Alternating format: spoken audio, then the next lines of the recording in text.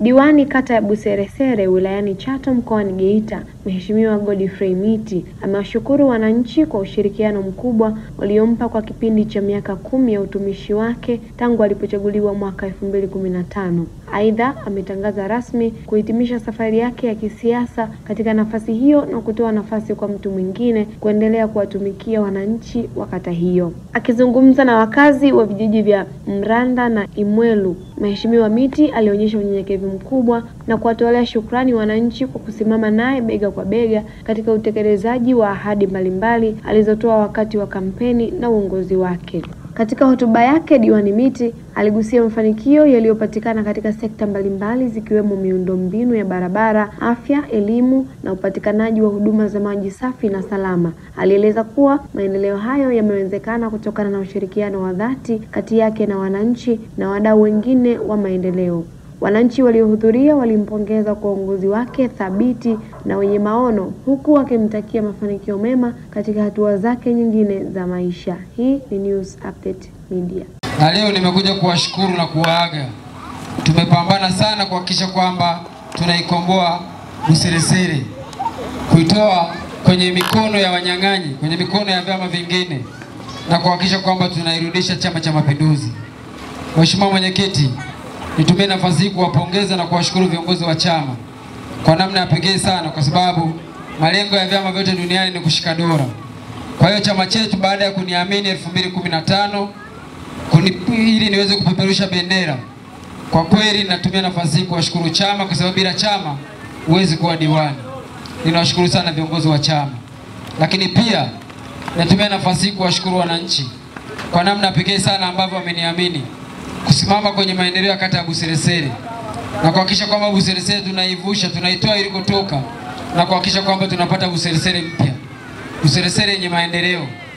Mheshimiwa Mwenyekiti, nitumie nafasi hii pia kuwapongeza hata wananchi wa kata ya Buseresere, hususan kijiji chetu cha Mlanda, kwa kazi kubwa ya pekee sana ambayo tumeweza kushirikiana kuhakikisha kwamba tunatoka eneo moja tunakwenda eneo jingine. Mheshimiwa Mwenyekiti, baada ya kuniamini kuwa diwani wa kata ya Buseresere, kwa kweli baada ya kufika halmashauri, kata yetu ya Buseresere ilikuwa ni ya 22 kwenye maendeleo.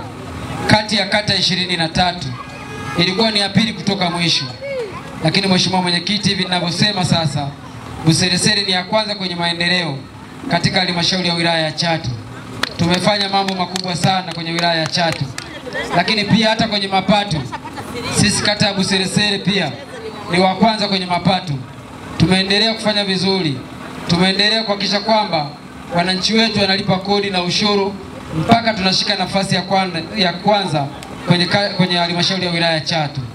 Hii yote ni kazi kubwa kwenye maendeleo. Mheshimiwa Mwenyekiti, kwa kweli maendeleo makubwa ni sisi wenyewe, umoja wetu na ushirikiano wetu na mshikamano wetu ndio umetufanya tuweze kufanya vizuri kwenye kata yetu ya Buseresere na kuwa tunakuwa nafasi ya kwanza.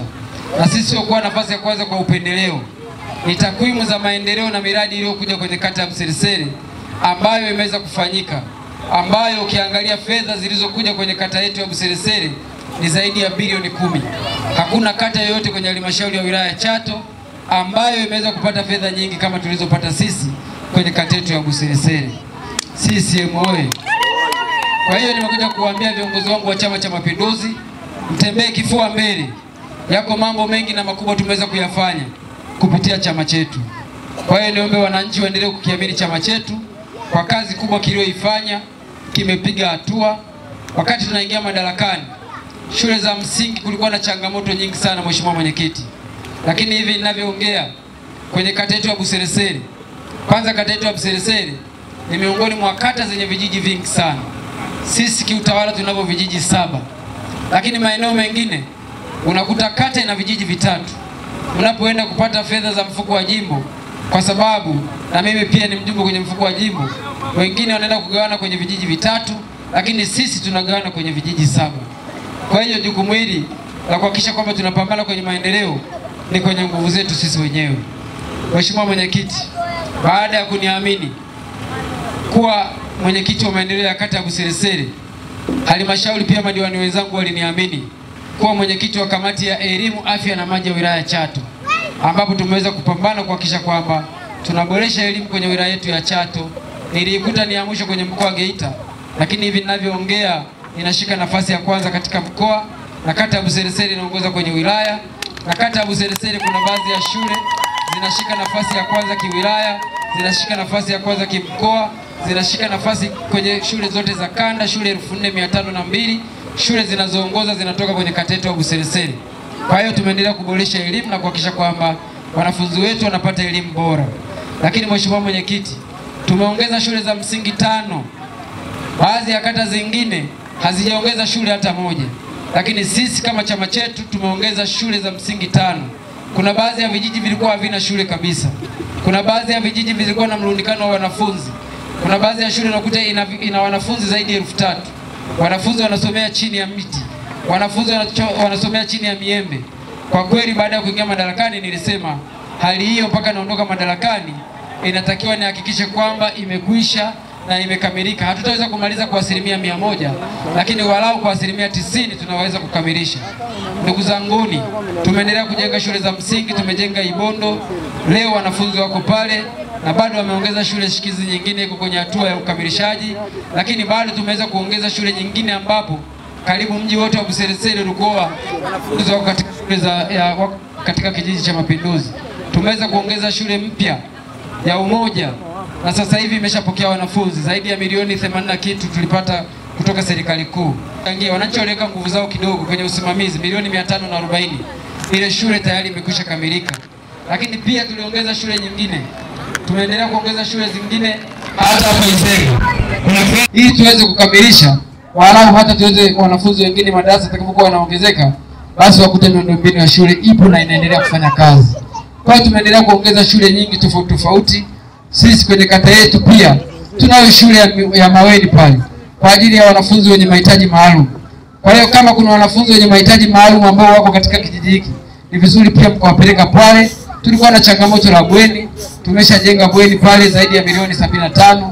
Kwa hiyo liko pale. Kwa hiyo chama nikiombe kitembee kifua mbele kwa sababu kazi kubwa imefanyika. Lakini pia wakati tunaingia madarakani, ndugu zangu, ni wanafunzi walikuwa wanatoka Imwelo, wanatoka Mlanda, wanakwenda mpaka Buseresere.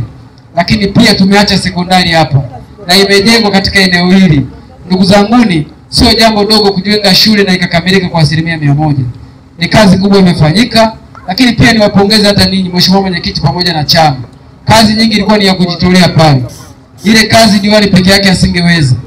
Serikali kuu peke yake isingeweza bila msaada wa wananchi walioko katika eneo husika. Mimi niwapongeze, tulipambana kwa pamoja, tukahakikisha kwamba wanafunzi wetu wanapata elimu pale na shule ile inaendelea kufanya vizuri.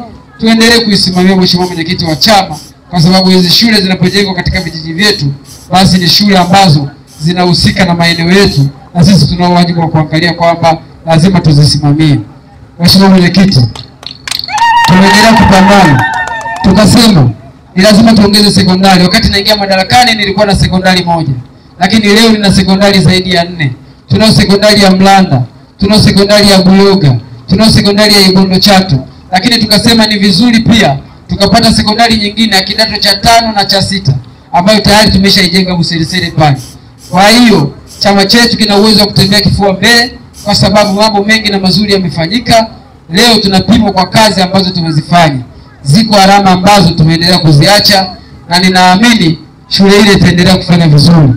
Na wakiendelea kukiamini chama chetu, Mheshimiwa Mwenyekiti, tulikuwa tumeshafikia hatua ya kuomba chuo ambacho tulikuwa tumekusudia kinaweza kujengwa kati ya Mwabagaru, kwa sababu kule walikuwa na eneo zaidi ya eka 30. Tukasema tuweze tukapeleka chuo kule. Kwa hiyo tuombe Mungu atusaidie, muendelee kuamini chama chetu ambacho kinaweza kuleta maendeleo. Kwani tulisema tunazo njia 3 za kutatua changamoto za maji kwenye maeneo yetu. Changamoto ya kwanza ilikuwa ni kutunza vyanzo vyote vya maji tulivyonavyo ambavyo ametupa Mungu, ili tuendelee kuvilinda viendelee kutusaidia maji, na tumeendelea kufanya hivyo.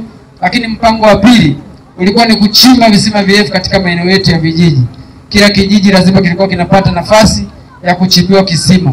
Kipindi cha nyuma visima vya maji walikuwa mtu anafanya survey mwingine anakuja kuchimba mwingine, lakini tukasema kwa sababu imekuwa ni hasara kubwa kwenye serikali, mimi nikiwa mwenyekiti wa kamati ya elimu, afya na maji, tulisema lazima anayechimba visima pia apewe tenda ya kufanya survey yeye mwenyewe. Ninashukuru kusema kwamba karibu vijiji vyangu vyote wale watu wa survey wameshapita na sasa wako wanachimba visima katika vijiji mbalimbali, wameshachimba karibu visima 3, lakini vile visima zile pointi, Mheshimiwa Mwenyekiti, muendelee kuzilinda na kuzitunza. Pale ndipo kuna water table ambapo wamepima maji wanakuja kuchimba pale. Mfano mzuri ni kama kwenye kijiji chetu cha Imweru. Baada ya kuchimba kisima kile, iko fedha milioni 400 ambayo itakuja kufunga pampu pale, itapandisha maji juu na yale maji yataendelea kusambaza kwenye vitongoji. Walau kwenye kijiji changu kimoja tayari nimeshapata fedha hiyo cha Imweru pale, mnaweza mkaenda mkaona. Kwa hiyo serikali imeshayachukua hayo. Kwa hiyo ninaamini wakiendelea kukiamini chama chetu, ninaamini hayo yote yanakwenda kutekelezeka, kwa sababu hata hapa tayari survey ilishafanyika.